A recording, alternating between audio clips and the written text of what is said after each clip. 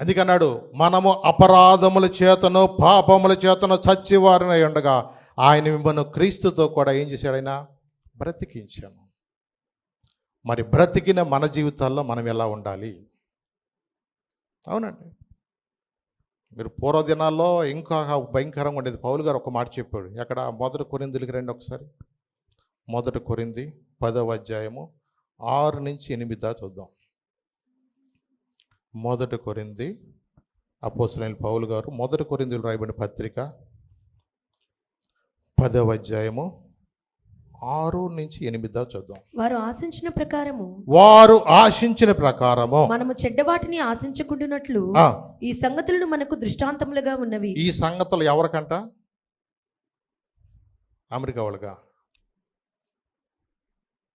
అందరికీ. మనకు అని చెప్పండి.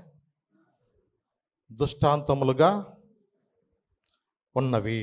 చదువు తల్లి, 7వ వచనం చదువు. జనులు తినుటకును త్రాగుటకును కూర్చుండి ఆడుటకు లేచిరి అని వ్రాయబడినట్లు వారిలో కొందరి వలె మీరు విగ్రహారాధకులై ఉండకుడి, మరియు వారి వలె మనము వ్యభిచరింపక యుందుము. వారిలో కొందరు వ్యభిచరించినందున ఒక్క దినముననే 23,000 మంది కూలిరి. ఎంతమంది అంటే? ఇంకా మనము ప్రభువును శోధింపక యుందుము. వారిలో కొందరు శోధించి సర్పముల వలన నశించిరి. మీరు సనగకుడి. వారిలో కొందరు సనగి సంహారకుని చేత నశించిరి. ఏమంటే సన్నిహిత కూడా చచ్చిపోతే ఈ పాటికి మనం ఎప్పుడు చచ్చిపోయాము. ఇందాక చెప్పే కృపాకాలం అన్న, ఇది ఏ కాలం? సన్నిహితే కూడా చచ్చిపోయారండి. మోషే మీద సన్నిహిత చచ్చిపోలేదు ఏంటండి?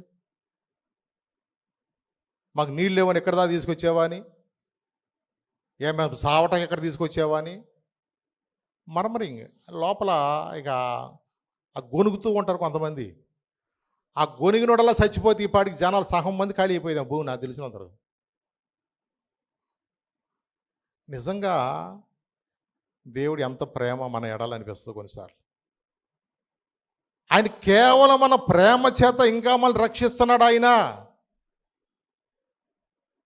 దేవుడు మనల్ని ప్రేమించి ఎన్నిసార్లు మన ఇష్టానుసరకు వాగినా, ఎన్నిసార్లు మన నోటిని ఇక అడ్డు అదుపు లేకుండా మనం ఇంగ్లీష్లో మాట్లాడినా,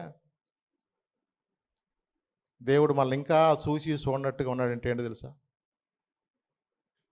నిజంగా ఈ సంగతులు అంటున్నాడు. అందుకని మనకంట 11వ వచనంలో రాజు చూడండి ఏమన్నా, ఈ సంగతులు దృష్టాంతములుగా వారికి సంభవించి యుగాంతమందున్న మనకు బుద్ధి కలగటకై వ్రాయబడెను అని ఉంది. ఉందా లేదా? ఈ యుగాంతంలో మనకు బుద్ధి కలగటానికి రాసించాడు. ఇది పని పాట లేకుండా రాయలేదమ్మో.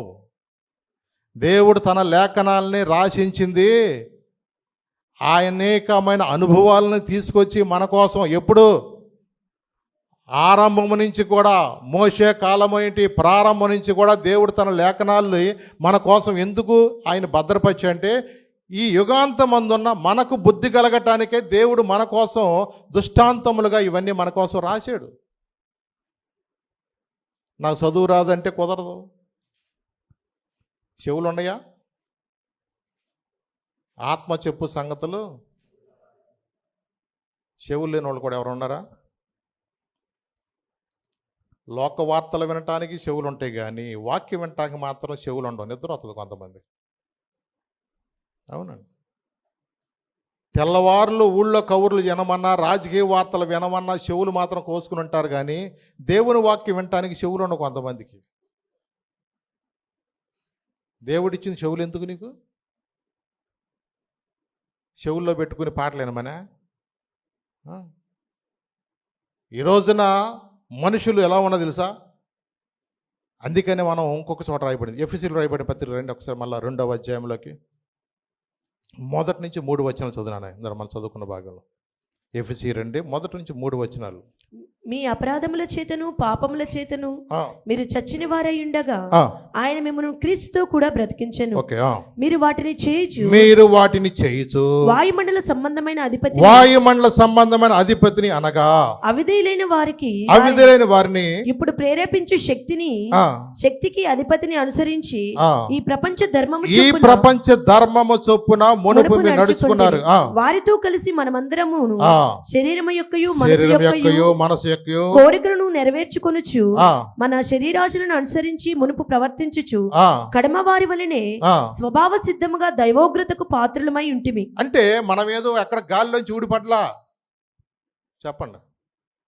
మనమేదో ఫస్ట్ నుంచి ఏమన్నా దేవదూతలమే. మనం ఏమన్నా లోకస్తులు ఎలాగైతే జీవించారో మన పితరులు కూడా ఎలాగైతే అన్ని రకాల్లో అన్ని పరిస్థితులు గుండా వాళ్ళు వెళ్ళారో అదే ఇత్తనం, అదే బుద్ధులు, అదే బతుకులు. నిజమే. మనం ఎవరం కూడా ఆకాశం నుంచి ఎవడు ఊడిపడలా దేవదూతల్లాగే మనమేమి. అందుకన్నాడు 3వ వచనం మళ్ళీ చూస్తున్నాను. ఏమన్నాడు? వారితో కలిసి మనమందరమును శరీరం యొక్కయు మనసు యొక్కయు కోరికలు నెరవేర్చుకొనుచు మన శరీరాశలను అనుసరించి మునుపు ప్రవర్తించుచు కడమ వారి వల్లే స్వభావ సిద్ధముగా దైవోగ్రతగా మనము పాత్రులై ఉంటమే. దేవుని ఉగ్రతకు పాత్రులమయ్యాం. కానీ ఆయన క్రీస్తుతో కూడా మిమ్మల్ని ఎందుకు బ్రతికించాడు? వాక్యం ఏం చెప్తుంటే పాపం వలన వచ్చు జీతము మరణం. ఈ రోజున దేవునికి వ్యతిరేకమైన పనులు చేస్తే ఆ పూర్వకాలంలో ఉన్నట్టుగా దేవుడు తీర్పులు వస్తే ఈ పాటికి ఎవడు మన మిగిలివడం కాదు. సణిగితే కూడా చచ్చిపోతే ఇంకెవడు మిగులుతాండి?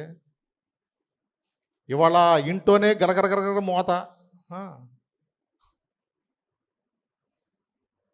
ఆ నసయం లేక రోడ్ల మీద తిరగటమే మనోళ్ళిక.